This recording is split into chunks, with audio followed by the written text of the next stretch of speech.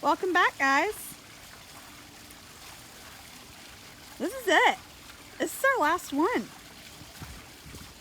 And we're gonna start with Miss Rasa here, who just got into her pool. It's been a warm day. She wants to cool off. You guys noticed she got in backwards. So a lot of the tigers, tigers love water. They're excellent swimmers. They especially like getting into water when it's hot out. It cools them off. And you'll see Bengal tigers or Sumatran tigers that, you know, a lot of them live in more southern climates, hotter climates. They will do the same thing. They'll get into shallow areas of rivers and ponds, and they'll get in backwards. So the theory, and there's Sid, there's Sydney. So Sydney and Rasa are two girls, two older girls. Hi, Sid.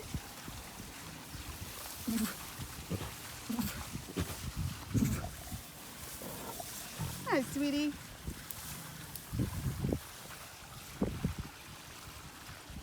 But they'll get in backwards. So the theory on why they do that, I do not know if this is true for certain, but it makes sense. This is what I've heard from field biologists, is that they get in backwards so that maybe it's a little easier to get out quickly. So if they sense danger, they see a threat, and she is so cute. She's just resting her head in between her paws and drinking water. But it's so that they can get out of the water very quickly. They're not totally submerged. That's the theory. But regardless, most of our tigers, they don't like getting their front feet wet. They always keep their front feet on the side of their pool. Sydney's being adorable. Man, this is perfect timing because these two ladies were snoozing all day long. They're 17 years old, so they're slowing down. When it's hot out, they're not getting up for anything. But it's cooling off a little bit. Nice breeze. And Sydney's just gonna look pretty. But Sydney and Rasa, they, years and years and years ago, they lived with a lioness named Layla. You can learn about Layla on our website. She's no longer with us, but she was a gigantic female lioness, and she grew up with Rasa and Sydney. She eventually moved out to join one of our male lions. And Rasa and Sydney actually were quite happy with that arrangement. They got along for the most part, but lions and tigers really kind of have different rules. And Layla did not play by Rasa and Sydney's rules very well. But one thing that makes Rasa really stand out, really distinctive, it's a little hard to see this far away, but she has a bit of an Elvis lip. So her left top of her lip kind of goes up a little bit, and that's because it gets hung on her bottom tooth, which grew in sideways, and she had to have her top eye tooth removed. She was born with very bad teeth. They did not grow in right. So she had a lot of dental work done when she was younger.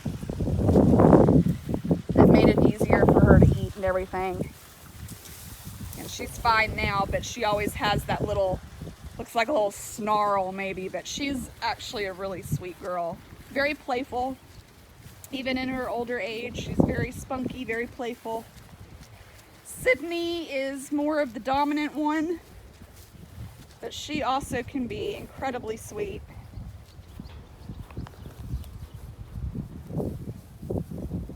But I'm going to tell you guys about the new enclosures that we're building in a second, but these two are actually going to go back where Boomer and Slade are now. They do not need all this space because they're getting older and slower. They're not as active as they used to be. Hi, Ross. So they just don't need a space this big. But we have cats, younger cats that do.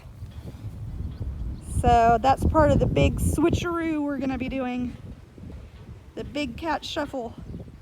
But that's it for Sydney and Rasa. So I guess I'm going to go over here and tell you about this, the new enclosures that we're building. So we mentioned with Slade and Boomer and Ezra that Slade and Boomer particularly needed bigger, stronger enclosures because they are just big, tough guys. And Ezra, being Slade's best friend, is probably going to move with them so they aren't have to be separated. So these are the new enclosures that we're building. These are 3 separate enclosures with a common area, but this common area is for people. So you come in here, and usually when we do tours, okay, it's gonna slam. So when we do tours, by the time you get down to this lower part of the compound, in the summertime particularly, it can be quite hot and people get very tired. And so this is the perfect place for people to take a little break. So it's shaded. We'll have those picnic tables in here, some more seating in here, a water area, and people can take a little rest and cool off. And while they're doing it, outside of these bars, the next bars will be the fence for the enclosures. And so I believe we're planning on putting pools in here underneath this area to keep the pools cool for the cats. And so they'll be able to come here and get some shade too. So this all is one enclosure. And this middle section is all in one enclosure. And then this Ed section is all one enclosure. So this one is, let's see, 10, 20, 30, 40, 50, about 55. Yeah, 50, 55 feet by 10, 20, 30, 40, 50, 60, 70, 80, 90, 100 by 100. So it's a pretty good size space. And then around the outside, there will be their lockdown enclosures, and those will be shaded as well on the top and the sides, so they will have extra shade. And then we need to get their housing, like I said, the pools, platforms. We are working on this as we're raising funds, so we actually started this before we ever started a fundraiser. We started a fundraiser to raise about $45,000. Now the enclosure actually costs a lot more than that, but we were lucky enough to get a lot of materials donated. So the remainder was about $4,500, and that will include all the pools and structures that will go in here as well. But we've been kind of spending the money as we raise it. We're about $8,000 short of our goal, but we didn't stop fundraising, but we stopped really promoting it when the coronavirus crisis started, just because we know a lot of people are in a really difficult spot. We still need to raise the funds, but we also had a lot of rain, so there was only so much we could do for a while, so we kind of slowed things down just to give us a chance to get caught up with the building, give other people, our donors, our supporters, a chance to figure out, how everything's going to impact them.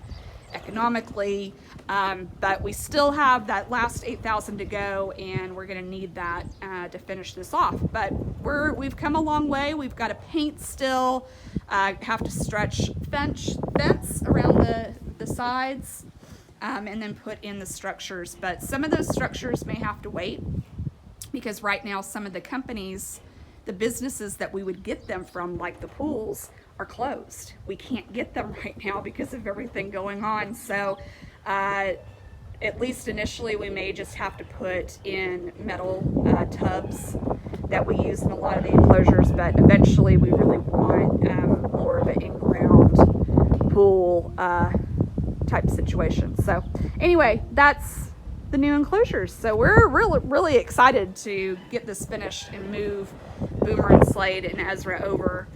We think that they'll really enjoy it, and then Sydney and Rasa can move up to the front, and some other cats can move down here that need the space. And like I said, big cat shuffle. So that's what we're doing. But if you're interested in donating, like I said, we are still raising money. The fundraiser is still open. We have the link to donate, and all the information, including the building plans and costs and everything, linked on our website, so you can find more information there. But let's go meet some lemurs.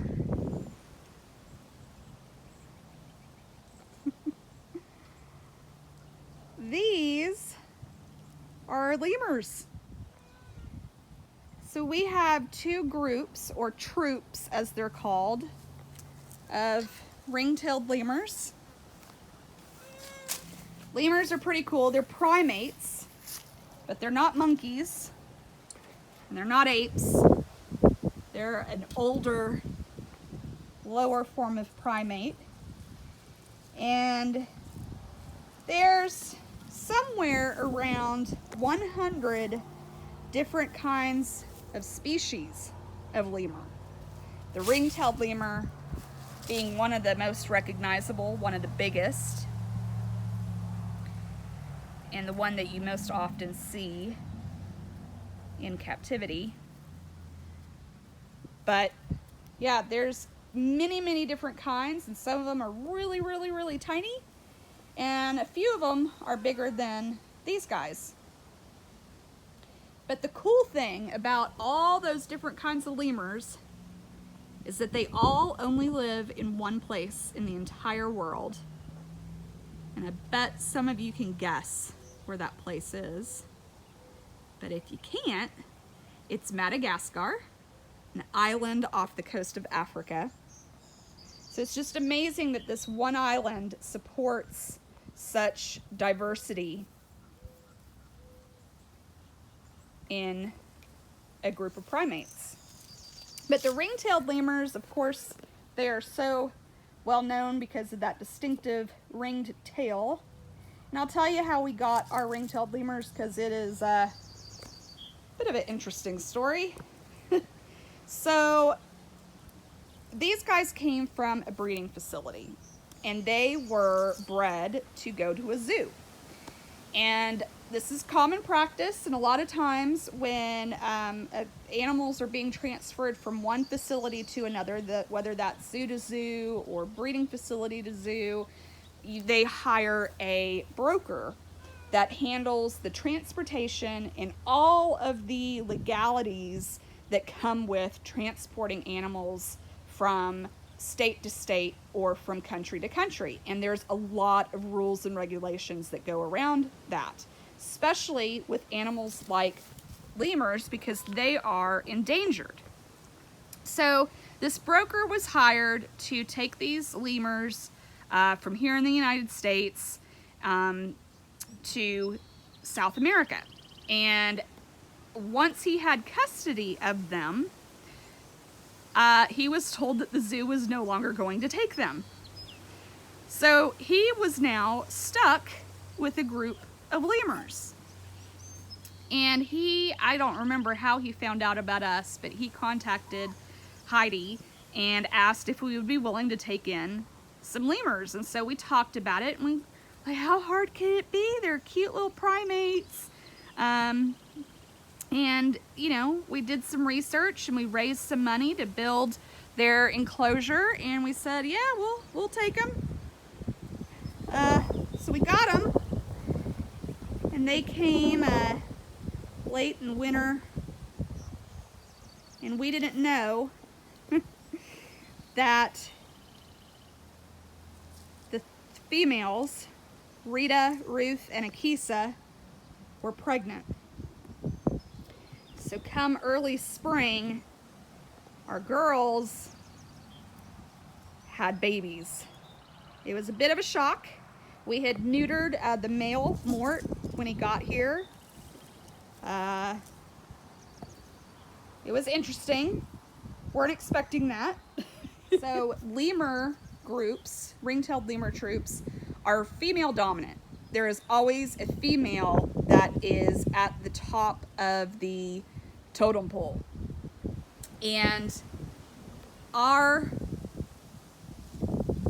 dominant female was Akisa.